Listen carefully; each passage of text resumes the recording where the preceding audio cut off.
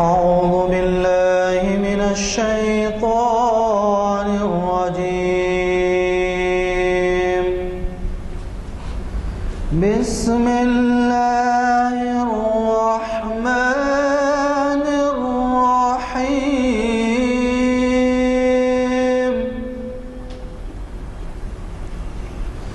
أفلا ينظرون إلى الإبل كيف خلقت وإلى السماء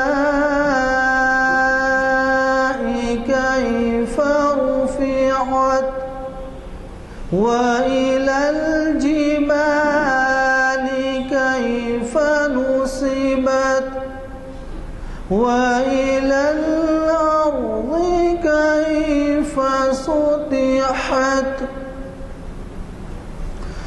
فذكر إنما أنت مذكر لست عليهم بمسيطر إلا من تولى وكفر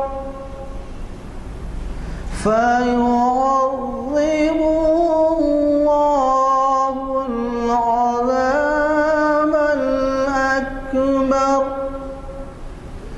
إن إلينا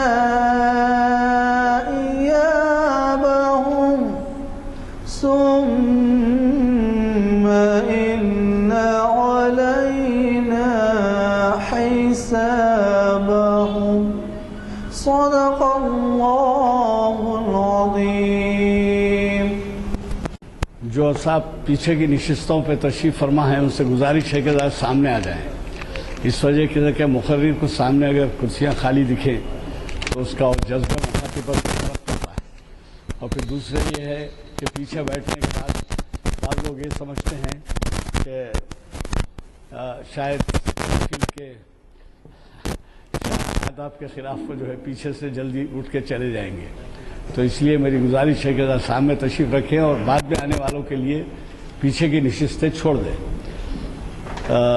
دوسری بات جو آپ سے عرض کرنی تھی وہ یہ ہے کہ مقرر صاحب نے ابھی فون کیا ہے اور ان کا کہنا تھا کہ وہ 10 منٹ میں آئیں گے.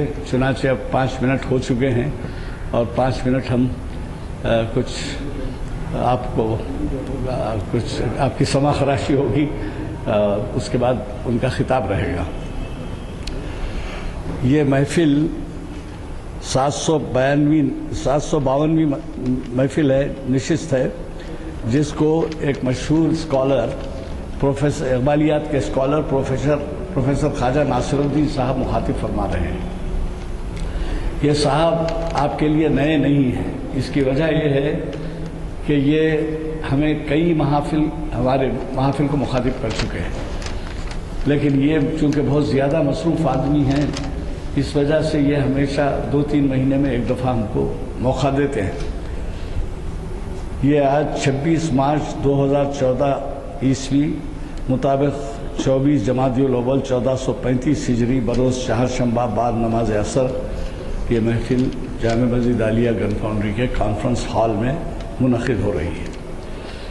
آپ جیسے کہ واقف ہیں ہمارا طریقہ یہ ہے کہ ہم عنوان مقرر سے ہی لیتے ہیں، اور جب مقرر کبھی کوئی عنوان دیتے ہیں تو بہت ہی اہمیت کا ہوتا ہے اور بہت ہی سوچ سمجھنے کے بعد وہ عنوان لکھاتے ہیں. تو چنانچہ اقبال اور ابن خلدون آج کا موضوع ہے جس کے بارے میں آپ انہی کی زبان سے سنیں.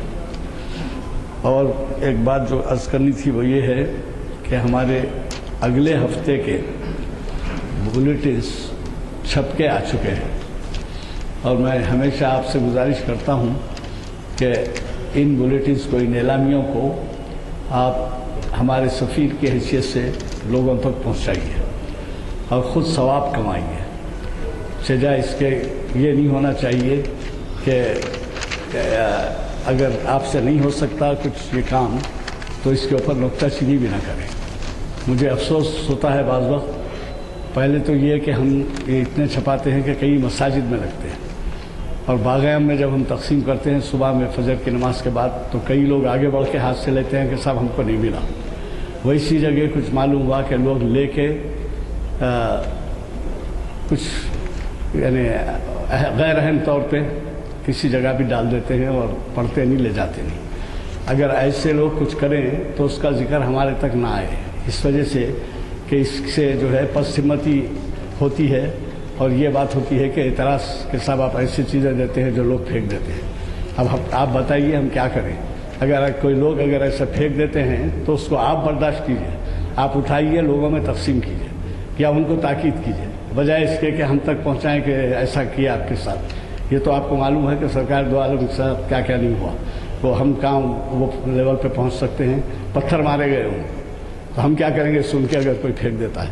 کیا یہ بتائیے کہ 200 مساجد کا سلسلہ آپ کو پسند نہیں ہے، آج اتنے دن سے چل رہا ہے. کئی دفعہ ٹیلی فون پہ پوچھتے ہیں، کئی دفعہ ملتے ہیں، صاحب ہماری مسجد میں نہیں لگا آپ کا بلیٹن. تو آپ اگر ہاتھ بٹھا سکتے ہیں بٹائیے، ورنہ کوئی اگر اس کے ساتھ بدسلوکی کرتا ہے یا بد انتظامی کرتا ہے تو آپ ہرگز منتظمین تک نہ پہنچائیے وہ بات، اس وجہ سے کہ اس سے ریمارک ہوتا ہے اور پسمتی ہوتی ہے. تو میں آپ سے گزارش کر رہا تھا کہ ہمارے اگلے بلیٹن میں، چونکہ آپ سے اجازت لے چکا ہوں میں، وہ تشریف لا رہے ہیں ہمارے آج کے مخرج صاحب، تو ہمارا اگلا جو بلیٹن ہے جو آپ کو مل چکا ہے، اگر نہ ملا ہو تو لے لیں آپ، اور ایک سے زائد لیں.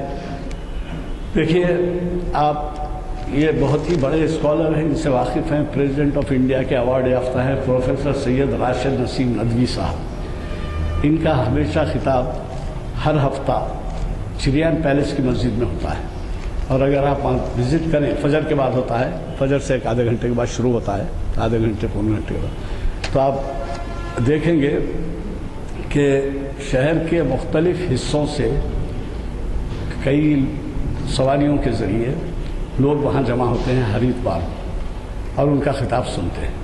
اور آخری اس خطاب کو سننے کے بعد ہمیں اندازہ ہوتا ہے کہ وہ کتنے پائے کے اسکالر ہیں.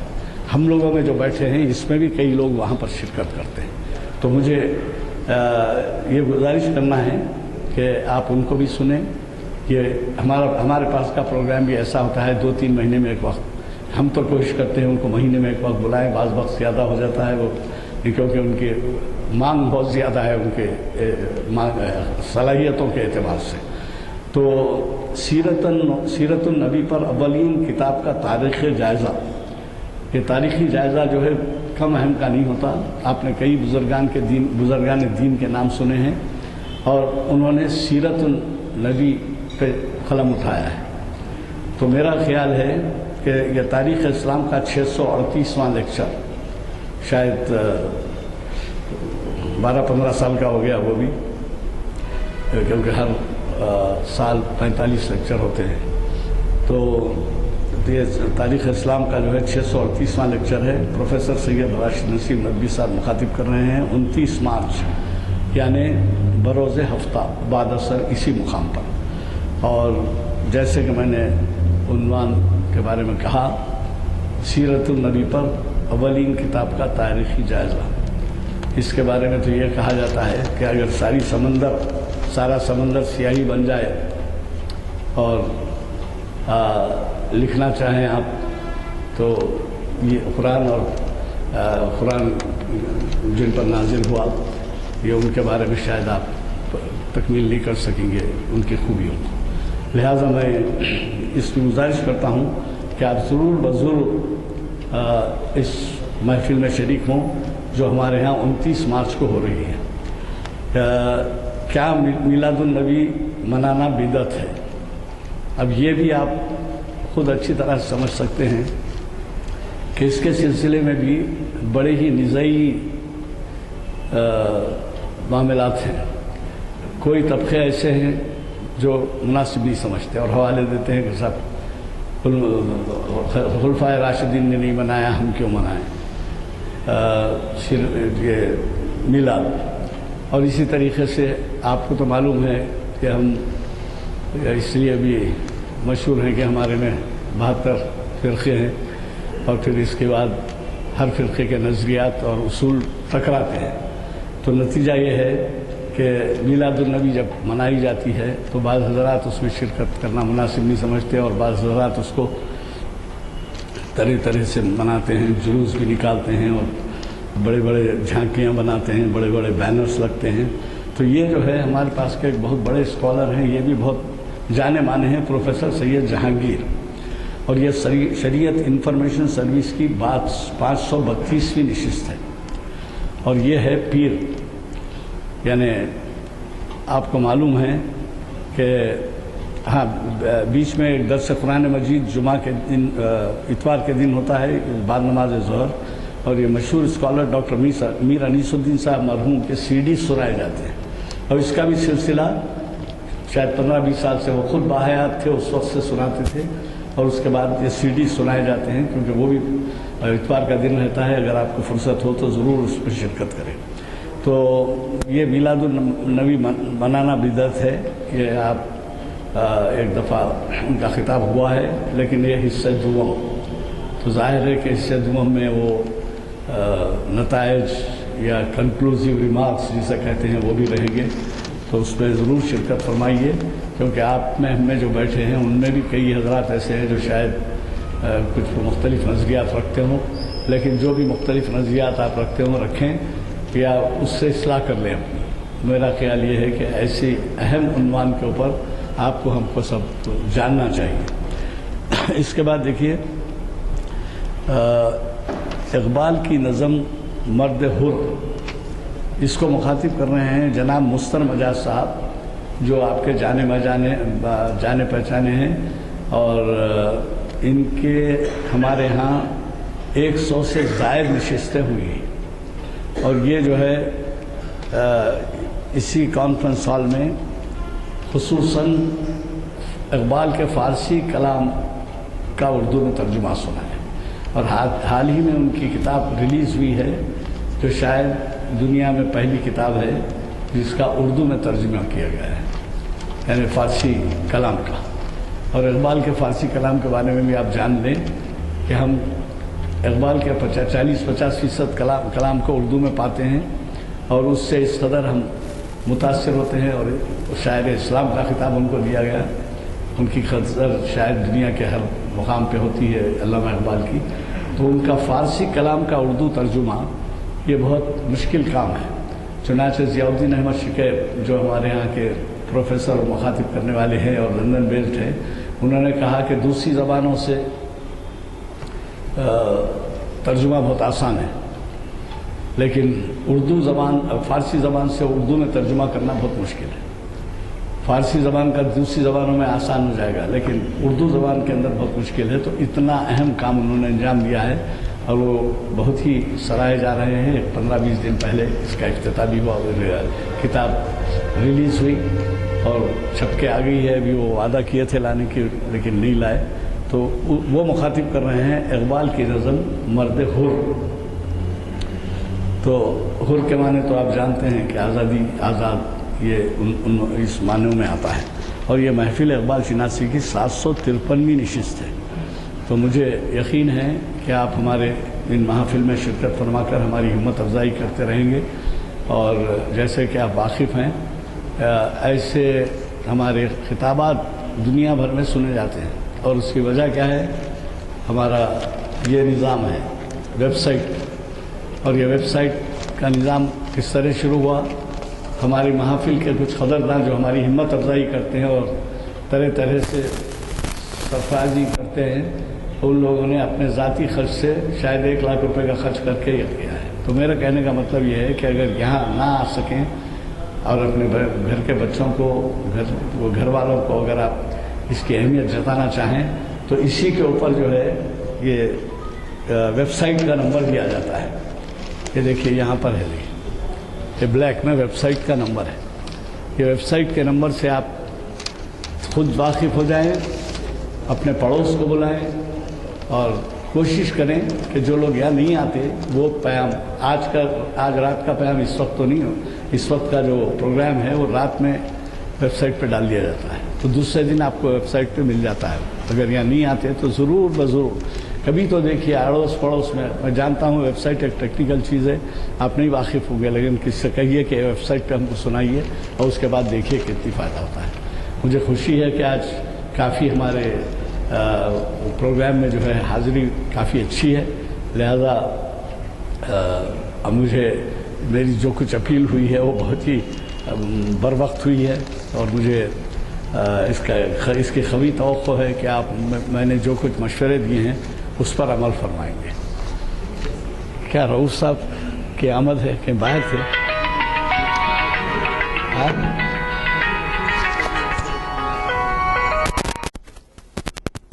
عقل اور عشق اس نظم کا عنوان ہے. عقل گو آستاں سے دور نہیں، عقل گو آستاں سے دور نہیں، اس کی تقدیر میں حضور نہیں.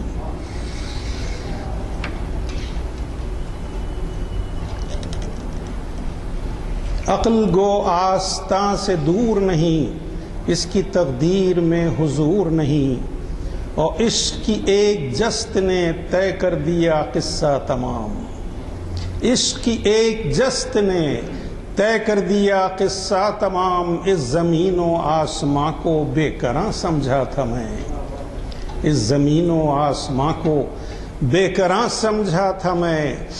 دل بینا بھی کر خدا سے طلب، دل بینا بھی کر خدا سے طلب. آنکھ کا نور دل کا نور نہیں، آنکھ کا نور دل کا نور نہیں.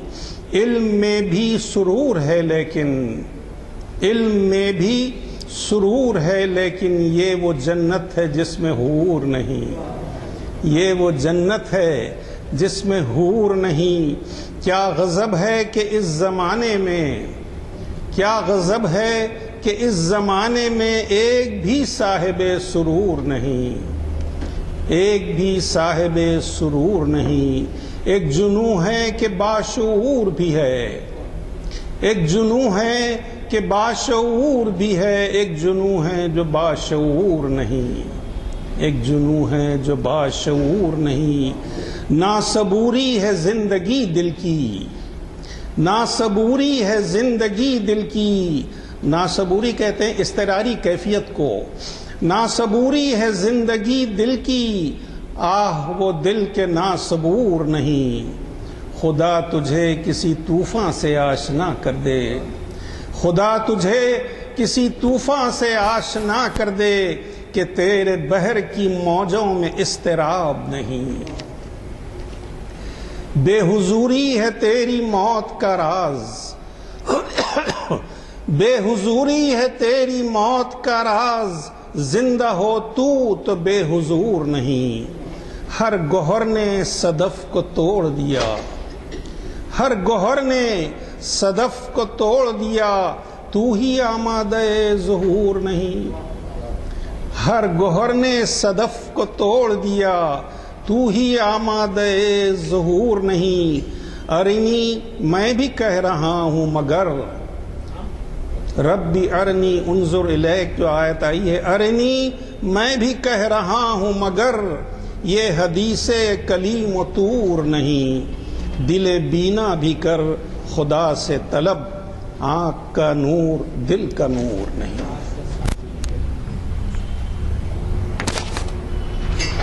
مسلم تدبر بھی کیا تو نے کبھی، اے نوجوان مسلم تدبر بھی کیا تو نے. وہ کیا گردوں تھا تو جس کا ہے ایک ٹوٹا ہوا تارا. تجھے اس قوم نے پالا ہے آغوش محبت میں، تجھے اس قوم نے پالا ہے آغوش محبت میں. کچل ڈالا تھا جس نے پاؤں میں تاجے سرے دارا. تمدن آفریں خلاق آئین جہاں داری، تمدن آفریں خلاق آئین جہاں داری. وہ صحرائے عرب یعنی شتربانوں کا گہوارہ. سما الفقر و فخری کا رہا شان امارت میں، سما الفقر و فخری کا رہا شان امارت میں. بآب و رنگ و قال و خط سے حاجت روئے زیبارا، گدائی میں بھی وہ اللہ والے تھے غیور اتنے، گدائی میں بھی وہ اللہ والے تھے غیور اتنے کہ منعم کو گدا کے ڈر سے بخشش کا نہ تھا یارا۔ غرض میں کیا کہوں تجھ سے کہ وہ صحرا نشیں کیا تھے، غرض میں کیا کہوں تجھ سے کہ وہ صحرا نشیں کیا تھے، جہاں گیرو جہاں دارو جہاں بانو جہاں آرا۔ اگر چاہوں تو نقشہ کھینچ کر الفاظ میں رکھ دوں، اگر چاہوں تو نقشہ کھینچ کر الفاظ میں رکھ دوں، مگر تیرے تخیل سے فزوں تر ہے وہ نظارہ۔ تجھے آبا سے اپنے کوئی نسبت ہو نہیں سکتی، تجھے آبا سے اپنے کوئی نسبت ہو نہیں سکتی، کہ تو گفتار وہ کردار تو ثابت وہ سیارہ۔ تجھے آبا سے اپنے کوئی نسبت ہو نہیں سکتی، کہ تو گفتار وہ کردار تو ثابت وہ سیارہ۔ گنوا دی ہم نے جو اسلاف سے میراث پائی تھی، گنوا دی ہم نے جو اسلاف سے میراث پائی تھی، سریا سے زمین پر آسمانے ہم کو دے مارا۔ حکومت کا تو کیا رونا کہ وہ ایک عارضی شے تھی، حکومت کا تو کیا رونا کہ وہ ایک عارضی شے تھی، نہیں دنیا کے آئینے مسلم سے کوئی چارہ، مگر وہ علم کی موتی کتابیں اپنے آبا کی، مگر وہ علم کی موتی کتابیں اپنے آبا کی، جو دیکھیں ان کو یورپ میں تو دل ہوتا ہے سی پارا۔ غنی روزے سیاہ پیر کنارا تماشا کن، کہ نور دید اش روشن کن چشم زلیخا۔ کہ حیدرآباد کے راستے بدل رہے ہیں جی۔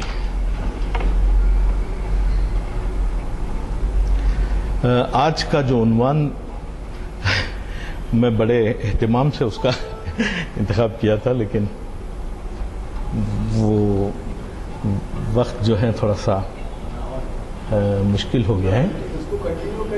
انشاءاللہ ضرور۔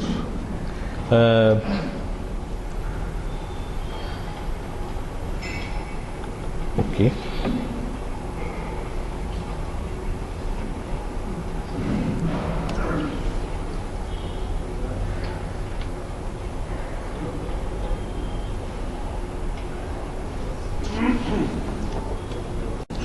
آج کے ٹاپک کو تھوڑا سا میں مختصر میں خود کر دوں گا وقت کے مزاج کے حساب سے، لیکن بیسیکلی ٹاپک میں کچھ زیادہ کمی نہیں آئے گی انشاءاللہ۔ ایک دو تین باتیں میں آپ سے عرض کروں گا۔ تاریخ کے ہر طالب علم اس بات سے واقف ہے کہ دنیا میں قومیں بنتی اور بگڑتی ہیں۔ بظاہر یہ کوئی انوکھی بات نہیں ہے۔ قومیں ابھرتی ہیں، تہذیبیں پیدا ہوتی ہیں اور مٹ جاتی ہیں، افراد اور جماعتیں اٹھتی ہیں اور نئی ہلچل پیدا کرتی ہیں، پھر ان میں انحطاط پیدا ہو جاتا ہے۔ اس حقیقت کو سب جانتے ہیں، لیکن ابن خلدون اس نالج کو جس میں قومیں بنتی اور بگڑتی ہیں، اس کو ایک سائنس میں تبدیل کر دیا ہے۔ ابن خلدون کا تعارف یہ ہے کہ پورا نام ابو زید عبد الرحمن ابن خلدون الحضرمی نام ہے، اور یہ ہجرت کے 700 سال کے بعد اس کی پیدائش ہوئی 732 میں، اور انتقال 808 میں ہوا۔ اس زمانے میں اسپین کی حکومت موجود تھی۔ اس کے آباء و اجداد اسپین میں کہا جاتا ہے کہ 5-7 سال 10 سال تک 10 نسلوں تک وہ وہاں موجود تھے۔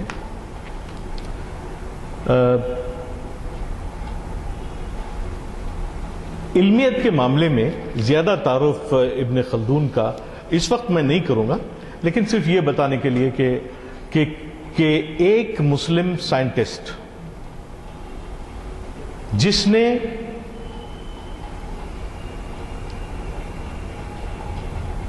ساری دنیا مانتی ہے، وہ مانتے ہیں جن کو علوم سماجیات کے علوم کا ماہر ترین سمجھا جاتا ہے، وہ مانتے ہیں کہ ابن خلدون بہت سارے علوم کا باوا آدم ہے۔ ابن خلدون کی اہمیت کے حساب سے میں ایک بات اور آپ سے عرض کروں گا، کیونکہ آپ تمام حضرات تعلیم یافتہ ہیں، کیونکہ اقبال سے تو آپ سب واقف ہیں، لیکن ابن خلدون سے کیوں واقف نہیں ہیں، اس سوال کا جواب تو ہم بعد میں بڑا تفصیلی کریں گے۔ لیکن 1993 میں رونلڈ ریگن نے اپنی ایک تقریر میں ابن خلدون کا حوالہ دے کر ٹیکسیشن پہ بات کی۔ وہ حوالہ اس قسم کا تھا کہ حکومتوں کے ابتدائی دور میں ٹیکسز کم ہوتے ہیں، خوشحالی زیادہ ہوتی ہے اور حکومتوں کے ریونیو زیادہ ہوتی ہے، اور حکومتوں کے انحطاط کے دور میں ٹیکسز زیادہ ہوتے ہیں، آمدنی کم ہوتی ہے اور ملک کی خوشحالی کم ہوتی ہے۔ صرف میں اس کو اس ریفرنس کی حد تک ہی آج کے دن رکھوں گا کہ رونلڈ ریگن نے بھی ابن خلدون کو اپنے فائنانس کے لیکچر میں کوٹ کیا تھا۔ اگر آپ چاہیں تو ابن خلدون رونلڈ ریگن اور ابن خلدون آپ اپنے انٹرنیٹ پہ ماریں، آپ کو اس کی تقریر مل جائے گی۔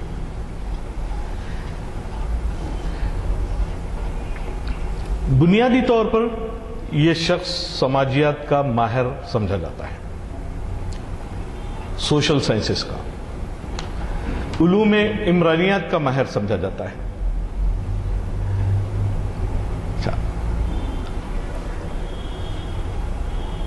19 سینچری تک ہم کو پتہ ہی نہیں چلا کہ یورپ نے ابن خلدون سے کتنا فائدہ اٹھایا۔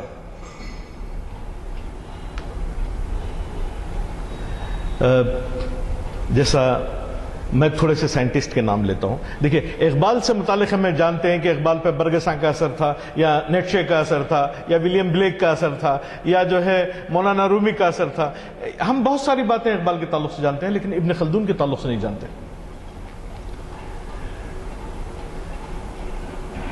ابن خلدون سے پہلے جو ماہرین تھے علوم کے، اس میں ارسطاٹل اور پلیٹو تھے، جن تک ابن خلدون کی پہنچ نہیں تھی، کیونکہ وہ رومن امپائر کے گریک لوگ تھے وہ، اور یہ یہاں افریقہ میں یہ کبھی ایجپٹ میں تو کبھی تیونس میں، اور کبھی تیونس میں تو کبھی موراکو میں، اس ماحول سے وہ شخص گزرتا رہا۔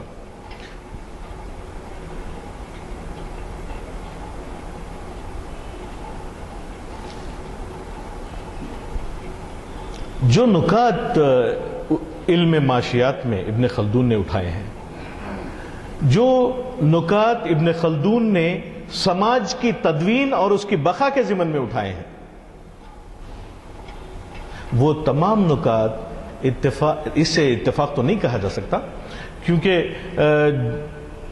جتنے مغربی علوم کی ترویج ہوئی ہے، ترقی ہوئی ہے، جس کو پڑھ کے ہم بڑے فخر سے جو ہے کہتے ہیں کہ میکس ویبر نے یہ کہا، اور مونٹسکو نے یہ کہا، اور آگسٹ کونت نے یہ کہا۔ آگسٹ کونت ایک سوشالوجسٹ ہے جس کو فادر آف اپلائیڈ سوشالوجی مانا جاتا ہے۔ آپ صرف نام لکھ لیں، نام یاد کر، مجھے پتا ہے کہ میں کن دشواریوں میں اس وقت مبتلا ہوں اس علم کے تعلق سے، کیونکہ ہم اقبال نے کہا گنوا دی میراث جو اسلاف سے میراث پائی تھی، ثریا سے زمیں پر آسمان نے ہم کو دے مارا۔ آپ ابن خلدون پہ کتنے یورپ کے محققین نے باتیں کی ہیں وہ آپ کو مل جائیں گی انٹرنیٹ کے ذریعے، کیونکہ کسی مسلم سائنٹسٹ نے، بلکہ مسلمانوں میں ایک دشوار ترین مسئلہ ہے، مذہبی علماء تو ہیں جو بڑی جدوجہد کے ساتھ علوم کی بات کرتے ہیں یا بڑی جدوجہد کے ساتھ اسلام کی بات کرتے ہیں، نسل انسانی کی بقا کی بھی بات کرتے ہیں، لیکن یہ مسئلہ بڑا اہم ہے کہ ایک ایسا شخص جس نے اپنے تجربات اور مطالعے کے درمیان یہ غور کیا کہ قومیں کس طرح بنتی اور بگڑتی ہیں، کس طرح ایک سماج اپنی زندگی کی بقا کی جدوجہد کر سکتا ہے، اور کون سے علوم ہیں جو اس کو قوموں کے درمیان ممتاز کرتے ہیں۔ اب چونکہ کافی ہم لوگ اقبال کو پڑھتے ہیں تو اقبال نے بار بار ہنرمندی کی بات کی ہے، کرافٹس مینشپ کی بات کی ہے۔ اقبال نے ہمیشہ یہ کہا ہے کہ مگر وہ علم کے موتی کتابیں اپنے آبا کی۔ پھر تحقیق، یہاں جو قوانین ابن خلدون نے ہم کو اپنے مطالعے کے اور اپنے تجربے کی اساس پر وضع کر کے بتائے ہیں، یہ کیسا ہو سکتا ہے؟ یہ کون سی میتھڈالوجی ہے، کون سا طریقہ کار ہے علم کے حصول کا؟ یہ طریقہ کار آپ ساری دنیا کے علوم کو اپنے تجزیے کی حد بندی میں لے آتے ہیں، اور پھر مختلف زمانے، مختلف ادوار، مختلف اقوام، مختلف ممالک کن حالات سے اس زمانے میں گزرے، ان کی قدر مشترک کو علیحدہ کیا جاتا ہے۔ مثلا یہ کہ آپ ایک چھوٹی سی بات کہ مکارم اخلاق کی طرف رغبت ملک گیری کی علامت ہوتی ہے، یعنی کسی فرد میں اگر اخلاق کی زیادتی ہو جائے، وہ اخلاق کی اہمیت سمجھے، وہ بہت با اخلاق ہو جائے، تو یہ سمجھیے کہ وہ اپنے آپ کو اپنی سوسائٹی میں ممتاز کرتا ہے۔ بالکل اسی طرح مکارم اخلاق کسی قوم کے دراصل اس کی سرداری کی علامت کے طور پہ بننے لگتے ہیں، اور اس کا الٹا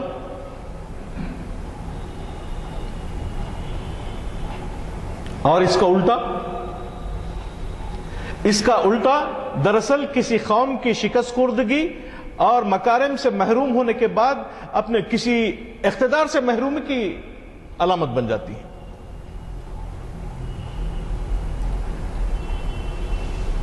پھر ابن خلدون یہ کہتا ہے کہ حکومت و اقتدار کی غرض خلق خدا کی خدمت ہوتی ہے۔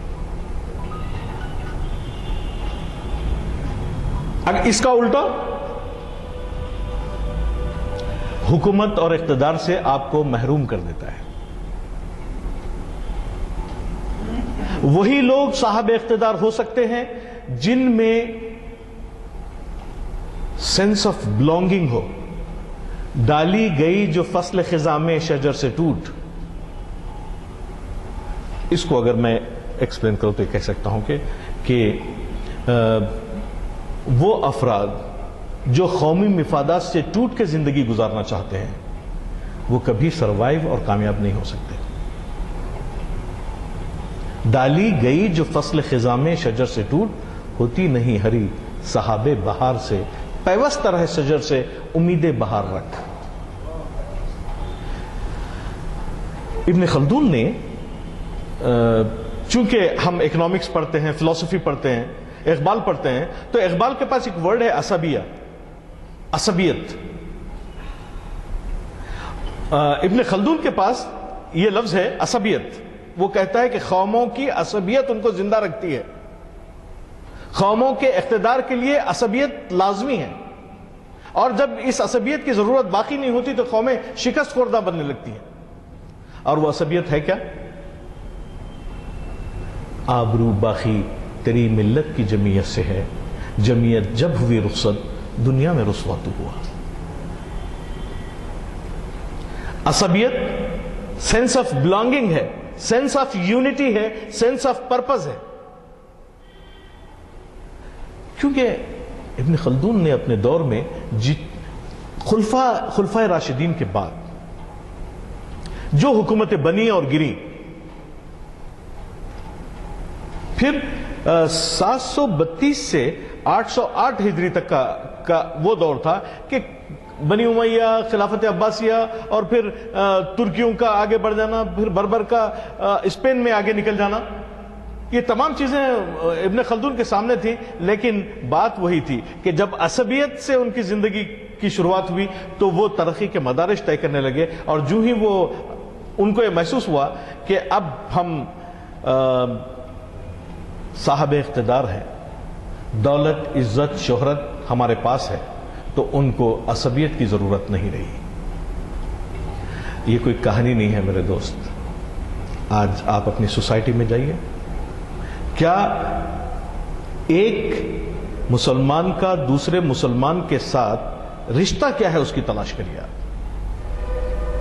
پھر بحیثیت مجموعی ہمارا اس جماعت کے ساتھ رشتہ کیا ہے جو کہ اس وقت موجود ہے. ابن خلدون یہ کہتا ہے کہ قوموں کا ٹکڑے ٹکڑوں میں بٹ جانا دراصل ان کو اقتدار سے محروم کرنے کی علامت ہوتی ہے. افراد کا جماعت سے ٹوٹ کے رہ جانا، نہ ہم جس دور میں ہیں وہ بڑا ٹریجک تو میں نہیں کہوں گا، ٹریجک اس وقت بنے گا جبکہ ہم سب صاحب علم ہوں اور اپنی فکر اور اپنی نالج کی بنیاد پر ہم اس ضمن میں بات کر سکتے ہوں، تو میں اس وقت اس کو ٹریجک. اس وقت تو میں کہوں گا کہ بڑی انٹرسٹنگ سچویشن ہے. ہم اپنے حالات کا کوئی سائنٹیفک انالیسس نہیں رکھتے، تجزیہ نہیں کر سکتے. ہم ایسے کیوں ہیں؟ ہاں، اقبال یہ پوچھتے ہیں کہ ہوا کس طرح ہوا کند تیرا نشتر تحقیق. اور ابن خلدون کی ساری زندگی اس نشتر تحقیق کے ساتھ ہے، جب وہ یہ کہہ رہا ہے کہ عصبیت قوموں کو زندہ رکھتی ہے، اور عصبیت مجھے اجتماعی خودی کے طور پہ لگتی ہے. جب میں اس کی اسٹڈی کرتا ہوں، سینس آف بلانگنگ کا مطلب یہ ہے کہ اگر کسی فرد میں ایک انفرادی خودی موجود ہے تو وہ انفرادی خودی افراد کے مجموعے میں ایک اجتماعی خودی بن جاتی ہے، اور وہ عصبیت کی علامت ہے. وہ عصبیت اس خواہش کو آگے بڑھاتی ہے جس کے بل پر آپ ستاروں سے آگے جہاں اور بھی ہیں کی منزل میں آپ داخل ہوتے ہیں.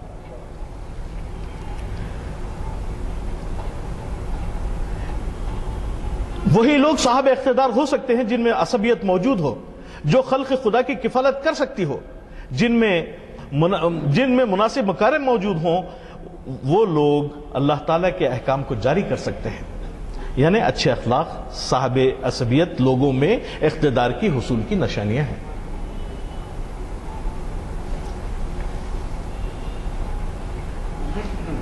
پھر اس کا الٹا، اقبال کے پاس تو یہی ہے نا کہ وہ یہ کہ آ بتاؤں تجھے تقدیر امم کیا ہے. شمشیر و ثنا اول، طاؤس و رباب آخر. کیونکہ طاؤس و رباب عصبیت کی وجہ سے پیدا نہیں ہوتے، بلکہ یہ عصبیت ٹوٹنے کی وجہ سے پیدا ہوتے ہیں.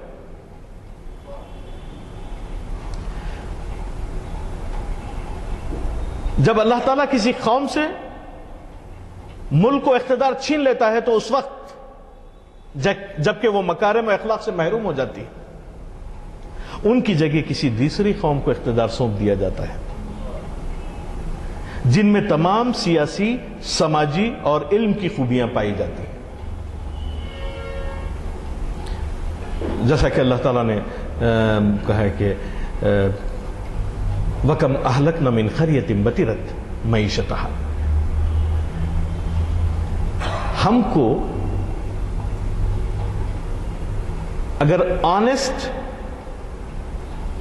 پوسٹ مارٹم کی اجازت ہو جائے اور ہم اپنے جسم کو ٹیبل پہ لٹا دیں اور اس کو ڈسیکٹ کریں اور اس کے اندر کی خامیوں کو نکالیں، خامیوں کی جو لسٹ بنے گی ایک دوسری لسٹ وجود میں آئے گی جو ان خامیوں کو دور کرنے والی ہوگی.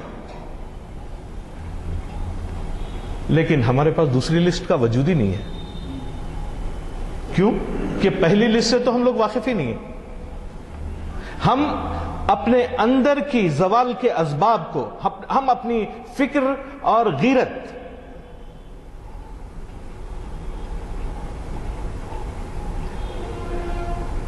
دونوں کو صبح سے شام تک 24 گھنٹوں میں ایک لمحے کے لیے غور نہیں کرتے.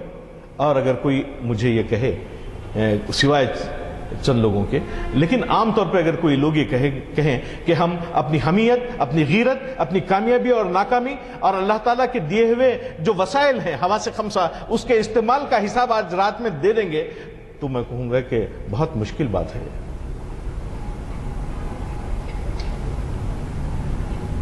ابن خلدون نے کہتا ہے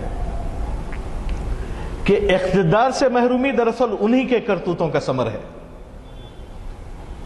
اللہ تعالیٰ نے جو نعمتیں اقتدار و عزت عطا فرمائی وہ ان کی بدعملیوں سے سلب کر لی گئی. اقوام سابق کی تحقیق، ابن خلدون سے کہ اقوام سابق کی تحقیق سے یہی بات واضح ہو جاتی ہے. ماضی میں حکمرانوں کے زوال کے یہی اسباب ہیں.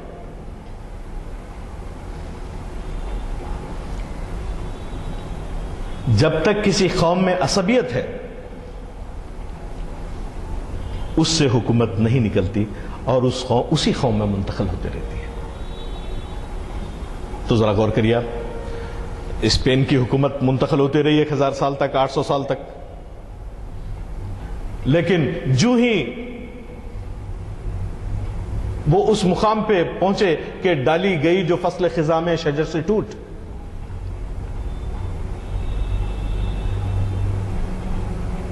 پھر یہاں سے ابن خلدون نے ایک بہت دل کو تڑپا دینے والی بات کہی ہے، اگر دل اور ذہن موجود ہو. یہی نہیں ہوتا بلکہ یہ ہوتا ہے کہ مفتوح قومیں فاتح قوموں کے تہذیب اور تمدن کو تبرک سمجھ کر اپنے سر سے لگاتے ہیں.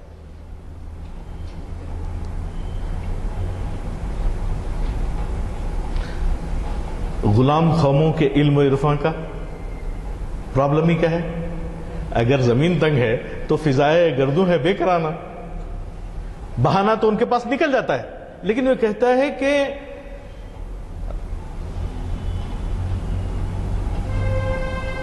جو ہو ذوق یقین پیدا تو کٹ جاتی ہیں زنجیریں.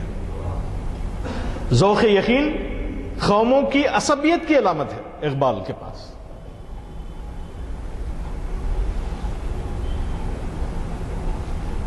کمال یہ ہوتا ہے کہ اب ہم جو لوگ یہاں بیٹھے ہیں، میری کوشش یہ ہوتی ہے کہ ہر سیٹنگ میں کوئی ایسی بات ہو جو بات سچ ہو اور ہم اس کو کریں. ہمارے سامنے ایک فریم ہوتا ہے. مغلوب مفتوح قوم کا ایک فریم ہمارے سامنے ہے کہ نہیں ہے؟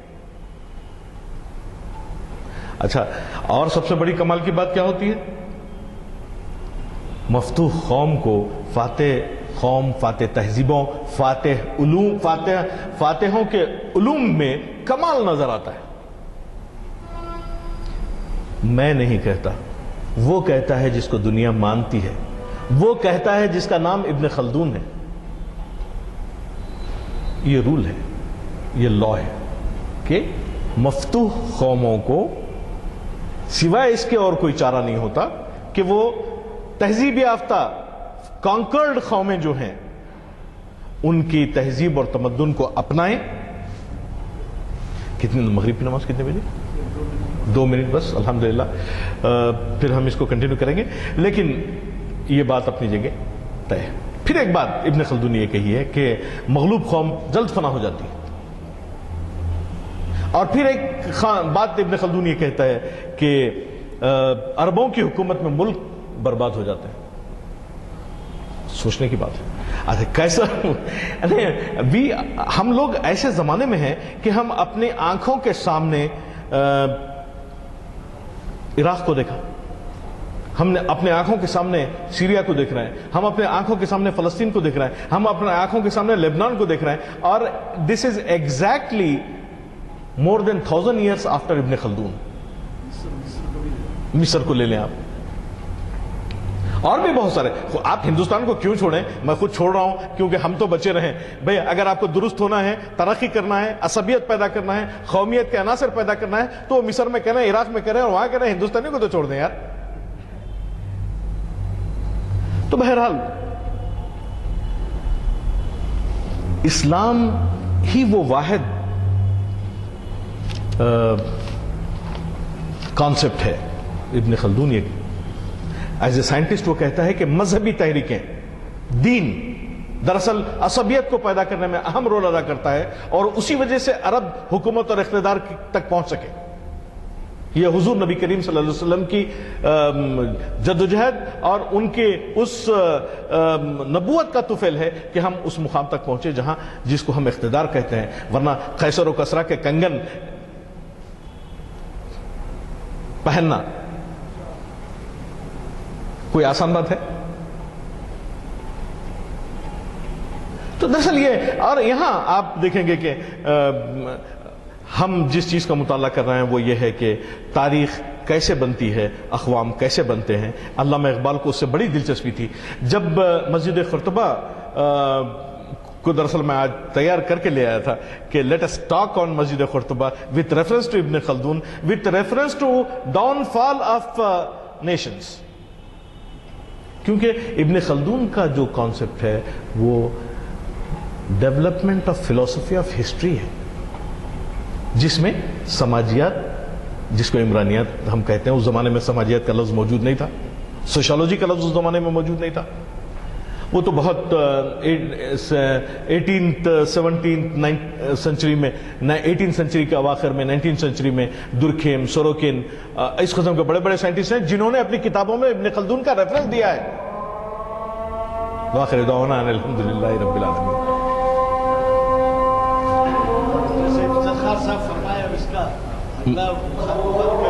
جی انشاءاللہ ضرور.